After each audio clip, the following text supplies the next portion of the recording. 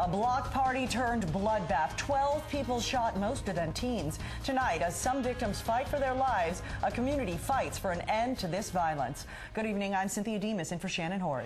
And I'm Antonio Mora. This is the second mass shooting in the city of Miami this year. The police chief says at least one assault rifle was used and as many as 100 shots were fired. It all happened around 12:45 this morning in the 500 block of Northwest 5th Street. We have team coverage of the shooting. CBS 4's Peter Dench with more on what happened, and CBS 4's Michael Williams with the kind of impact this violence has on a neighborhood that's trying to develop and grow. We begin with Peter, though, at the scene of the shootings. Peter.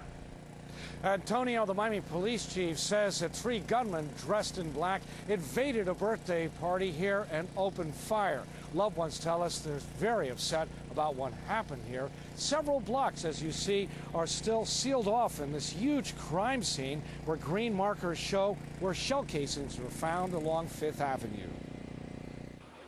It was a bloody scene that traumatized Overtown residents. 3 men dressed in black firing at a crowd celebrating a birthday party. 12 people were shot.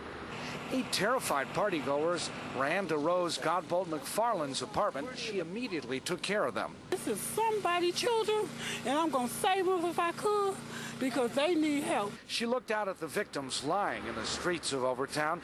She was glad she could help the innocent victims. I don't care what color you was, you could have came in there. Because I've been here 25 years, and I never, ever saw nothing like this. Never. And I love Overtown. Overtown is a nice place to live. Miami police were called to the party earlier in the evening to tell residents to turn down the music. At 12:45 in the morning, the gunman showed up and opened fire. Police say they were aiming for one person in particular, but missed him. The intended target is being questioned by police. Among the victims, 21-year-old Michelle Coleman. She had been a student at Florida A&M, but left college to come home to take care of her mother.